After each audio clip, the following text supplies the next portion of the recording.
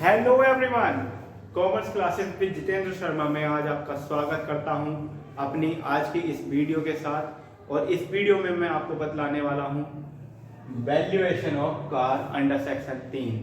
Car का मूल्यांकन कैसे करेंगे, कार का मूल्यांकन हम कैसे करेंगे जब एक कर्मचारी को कार मिली हुई है अपने एम्प्लॉयर से। When car is owned by the company and used by employee only, यानी कि जब कोई नियोक्ता द्वारा एक कर्मचारी को कार दी गई है जिस कार का जो मालिक है वो कंपनी है, यानी कि जब कार कंपनी की है और वो अपने कर्मचारी को दी गई है, उसका कार का जो पूरा का पूरा यूज है वो एक कर्मचारी अपने पर्सनल यूज के लिए कर रहा है, तब हम कैसे उस कार की वैल्यू को निकालेंगे उस एम्प्लॉय की इनकम फ्रॉम सैलरी में दिखाने के लिए। आइए चलते हैं। सबसे पहले हम लिखेंगे कार को रख रखाव के खर्चे, यानी कि expenses on repair and maintenance. उस कार पर होने वाले रिपेयर एंड मेंटेनेंस की अमाउंट लिखेंगे हम, जो कि हमारे क्वेश्चन में दी गई होगी। फिर हम लिखेंगे चालक का वेतन, यानी कि ड्राइवर सैलरी। अगर क्वेश्चन में दी गई है ड्राइवर की सैलरी, तब हम ड्राइवर की सैलरी को भी यहाँ पर लिखेंगे। साथ ही साथ हम कार की वैल्यू का 10% डेप यहाँ पर लगा करके लिख देंगे। डेप्रिसिएशन आप जानते ही हैं, ह्रास यानी कि किसी भी एसेट में आने वाली घिसावट। 10% की दर से ह्रास हमारी कार पर लग रहा है, ये फिक्स है 10%। और 10% जो है हम आगे निकाल कर लिखेंगे। तीनों अमाउंट को हम जोड़ देंगे और उसमें से वो अमाउंट घटाएंगे जो उस कर्मचारी द्वारा पेड की गई है। क्या है पेड बाय एम्प्लॉय, जो कर्मचारी द्वारा अमाउंट पेड की गई है, जब हम उसमें से माइनस करते हैं तब निकल के आ जाती है taxable value of car. Taxable value of car, वो कार की टैक्सेबल वैल्यू कहाँ लिख दी जाएगी, इनकम फ्रॉम सैलरी की कंप्यूटेशन करते हुए, इनकम फ्रॉम सैलरी का कंप्यूटेशन करते हुए इस कार की वैल्यू को हम लिख देंगे। आइए इसका दूसरा रूल देखते हैं। जब कार कंपनी ने किराए पर ली है, अब ये कार जो है कंपनी की नहीं है, कार कंपनी ने किराए पर ली है और ये केवल कर्मचारी के ही काम में आ रही है। यहाँ पर भी केवल और केवल कंपनी जो है उसका कोई यूज नहीं कर रही है। All totally use by employ, यानी कि पर्सनली यूज की जा रही है कार। तब क्या करेंगे, यहाँ पे कार के रख रखाव के जो खर्च है यानी कि रिपेयर एंड मेंटेनेंस एक्सपेंसेस यहाँ पे लिखेंगे। साथ ही साथ ड्राइवर सैलरी लिख देंगे, इन दोनों को ऐड करेंगे और दोनों को ऐड करने के बाद आप क्या करेंगे, इसमें से वो अमाउंट माइनस करेंगे जो एम्प्लॉय ने पेड की है, यानी कि पेड बाय एम्प्लॉय, कर्मचारी द्वारा भुगतान की गई रकम, इसमें से आप घटा देंगे। यहाँ ऊपर वाले रूल में और नीचे वाले रूल में केवल एक अंतर है, जब कार कंपनी की है, यहाँ पर कार कंपनी की है, तब क्या हो रहा है, कंपनी ने 10% की दर से डैप भी लगाया है। लेकिन जब कार किराए पर ली गई है तो यहाँ पर डैप नहीं लगेगा, क्योंकि कार कंपनी की नहीं है। कंपनी की होती तो वो इसमें क्या लगा देती, डैप भी लगाती। तो आपने ये दो रूल समझे हैं। यहाँ पर तीसरा रूल है, जब कार कंपनी की हो या किराए की हो, जब कार कंपनी की हो या किराए की हो और कार कर्मचारी तथा व्यापार दोनों के प्रयोग में लाई जाती है। एक बार फिर सुन लीजिए, जब कार कंपनी की हो या किराए की हो और कार के जो यूज है वो कर्मचारी द्वारा या फिर ऑफिस यूज के लिए या फिर अपने पर्सनल यूज दोनों के लिए किया जा रहा है, तब क्या होगा, तब कार की वैल्यू निकालने के लिए हम क्या करेंगे, आइए देखते हैं। बात समझने की कोशिश कीजिए कि जब कार कंपनी की हो या किराए की हो, जब कार कंपनी की हो या किराए की हो और कर्मचारी तथा व्यापार दोनों के प्रयोग में लाई जा रही हो, व्यापार में उपयोग में लाई जाती हो। इसको इंग्लिश में बोल सकते हैं, when car is owned or hired by the company, when car is owned and hired by the company, when car is owned and or hired by the company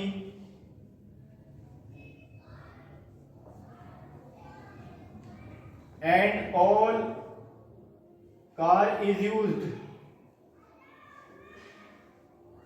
for personal and business purpose, personal and business purpose, यानी कि वो अपने खुद के काम के लिए और बिजनेस पर्पज के लिए, दोनों के लिए यूज में लाई जा रही है, तब क्या होगा?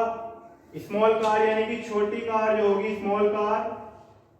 स्मॉल कार होगी आपकी 1800 rupees per month tax free. 1800 रुपए पर मंथ तक आपकी छोटी कार को टैक्स फ्री रखा जाएगा, और जो बिग कार यानी कि बड़ी कार होगी वो 2400 रुपए पर मंथ यानी कि 2400 रुपीज पर मंथ तक टैक्स फ्री रखी जाएगी। साथ ही साथ इसमें अगर दोनों के साथ ड्राइवर भी दिया गया है तो ड्राइवर की जो सैलरी है 900 रुपए पर मंथ तक टैक्स फ्री होगी। 900 रुपए पर मंथ तक टैक्स फ्री होगी अगर ड्राइवर भी इनको दिया गया है। लेकिन एक कंफ्यूजन है आप सबका, मुझे लगता है कि आपका कंफ्यूजन कैसे आ सकता है आपके माइंड में कि स्मॉल कार और बिग कार का पता कैसे लगाएंगे हम। तो स्मॉल कार की जो कैपेसिटी है लीटर में दी गई है, कैपेसिटी 1.6 लीटर क्यूबिक कैपेसिटी होनी से कम होगी, से कम 1.6 लीटर क्यूबिक लीटर से कम हो, और बिग कार यानी बड़ी कार जो 1.6 क्यूबिक लीटर से ज्यादा इसकी तेल की जो वो है कैपेसिटी होनी चाहिए, इंजन कैपेसिटी। तो एक बार से फिर मैं रिपीट करता हूं इसे कि जब कार कंपनी की हो या किराए की हो, कंपनी की हो या किराए की हो, और कार का यूज जो है पर्सनल और कंपनी दोनों के रूप में किया जा रहा है कर्मचारी द्वारा। कर्मचारी अपने खुद के काम के लिए भी और साथ ही साथ कर्मचारी अपनी कंपनी के लिए भी उस कार का यूज कर रहा है, तब छोटी कार 1800 रुपए यानी 1800 रुपीज पर मंथ तक टैक्स फ्री रखी जाएगी। साथ ही साथ अगर ड्राइवर भी दिया है तो 900 रुपए पर मंथ ड्राइवर के भी टैक्स से एग्जेम्प्ट होंगे। साथ ही साथ जो बड़ी कार है यानी बिग कार है जिसकी कैपेसिटी 1.6 क्यूबिक लीटर से ज्यादा है, उसको हम 2400 रुपए पर मंथ यानी कि 2400 रुपीज पर मंथ तक एग्जेम्प्ट करेंगे। साथ ही साथ अगर ड्राइवर भी दिया गया है इस कार के साथ, ड्राइवर की सुविधा भी आपको दी जा रही है, तब आपको 900 यानी 900 रुपीज पर मंथ तक का एग्जेम्पशन मिल जाएगा। इससे ऊपर अगर आपको पैसा खर्च कर रहे हैं तो वो पैसा आपको दिखाना होगा इनकम फ्रॉम सैलरी वाले कॉलम में। आगे चलते हैं, अगला रूल देखते हैं।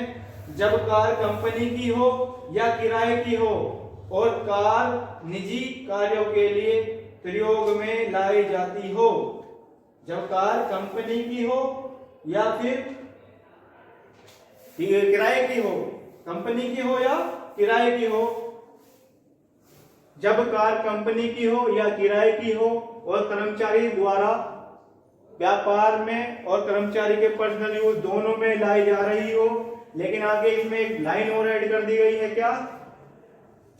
कर्मचारी अपने खर्चे खुद करता है।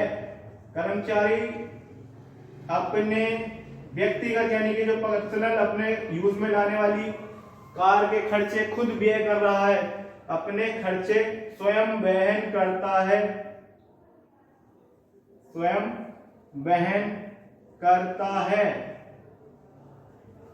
तब एक बार फिर मैं रिपीट करता हूं, क्या? जब कार कंपनी की हो या किराए की हो, when car is owned or hired by company and car is used personally or for business purpose, यानी कि कार व्यापार अथवा अपने निजी प्रयोग में कर्मचारी द्वारा लाई जा रही है। लेकिन यहां पर एक लाइन आगे बढ़ी है, क्या? कर्मचारी के जो स्वयं के खर्चे हैं, जो कर्मचारी ने अपने पर्सनल यूज में कार को लाया था, उसके खर्चे अगर कर्मचारी खुद कर रहा है, तब छोटी कार होगी 600 रुपए पर मंथ। छोटी कार हो जाएगी कितने रुपए? 600 रुपए पर मंथ। 600 रुपए पर मंथ हो जाएगी छोटी कार, और बड़ी कार हो जाएगी आपकी 900 रुपए पर मंथ। कितने रुपए? 900 रुपए पर मंथ हो जाएगी यहाँ पर। जब कार के जो खर्चे हैं, अपने पर्सनल वाले खर्चे कर्मचारी खुद देगा, तब छोटी कार 600 रुपए पर मंथ तक टैक्स फ्री होगी और बड़ी कार 900 रुपए पर मंथ तक टैक्स फ्री होगी। लेकिन यहाँ ड्राइवर की सैलरी जो 900 रुपए पर मंथ थी वो एज इट इज ऐसे ही रहेगी। 900 रुपए पर मंथ पर यहाँ पर भी टैक्स फ्री ड्राइवर की जो है आपको एग्जेम्पशन मिलेगी। अब हम बात करते हैं, अगर कर्मचारी के पास एक से ज्यादा कारें हैं, यानी कि एम्प्लॉय को एक से ज्यादा कार का जो है पर्क्यूसाइड मिल रहा है, सुविधा मिल रही है, एक से ज्यादा कार एम्प्लॉय के पास है, तो जो पहली कार है उसको 1800, छोटी कार है तो 1800 रुपए। when employee has more than one car, when employee has more than one car मतलब जब कर्मचारी के पास एक से ज्यादा कार है, एक से ज्यादा कार की सुविधा है, जब कर्मचारी के पास एक से ज्यादा कार की सुविधा है, तब पहली कार यानी कि प्रथम कार, फर्स्ट कार का जो वैल्यू होगा, फर्स्ट कार जो होगी आपकी, वो अगर कार छोटी है तो 1800 रुपए पर मंथ तक एग्जेम्प्ट होगी, बड़ी कार 2400 रुपए पर मंथ तक एग्जेम्प्ट होगी, और जो इसके बाद की जो कारें होंगी, यानी कि एक से ज्यादा कार, जो पहली कार को तो 1800 रुपए पर मंथ छोटी कार पर, और बड़ी कार को 2400 रुपए पर मंथ तक एग्जेम्प्ट करके दिखाएंगे। लेकिन जो बाकी कार होंगी उनको ये मानकर कैलकुलेशन की जाएगी कि ये जो है कर्मचारी के पर्सनल यूज में आई है, टोटली पर्सनल यूज में लाई गई है दूसरी कारें, तो दूसरी कार को पर्सनल यूज में मान करके हम उसका पहले वाला जो मेथड था उससे निकालेंगे। उसमें क्या करेंगे, expenses borne by employ minus कर दिए जाते हैं उसके रिपेयर एंड मेंटेनेंस की चार्जेस में से, ठीक है। यानी कि अदर कार के लिए क्या होगा, अदर कार जो अन्य कार होंगी उनके लिए क्या करेंगे, expenses on repair and maintenance, expenses on repair and maintenance, इसमें हम क्या करेंगे, ड्राइवर की सैलरी और 10% ऑफ डेप्थ, तीनों को जोड़ करके माइनस करेंगे, लेस करेंगे पेड बाय एम्प्लॉय माइनस कर देंगे, तब बाकी की बची हुई कार की वैल्यू को हम निकाल सकते हैं। आई होप कि आपको ये टॉपिक पसंद आएगा और मैं आपको इसी तरह से नए नए टॉपिक्स को क्लियर कराने में हेल्प करता रहूंगा। आप मुझे भरपूर प्यार दे रहे हैं, उसके लिए थैंक यू सो मच। आपसे मेरा एक बार फिर से विनम्र निवेदन यही रहेगा कि आप इस वीडियो को ज्यादा से ज्यादा लाइक कीजिए, लाइक के साथ शेयर और सब्सक्राइब भी कीजिए चैनल आपने सब्सक्राइब कर लिया है तो आप अपने शुभचिंतकों को भी इस चैनल को सब्सक्राइब करने के लिए एक बार कोशिश जरूर कीजिए, क्योंकि मेरा एक ही मोटो रहा है आज तक लाइफ में, माई कोशिश from the depth of my heart, बोलो दिल से। Thank you so much.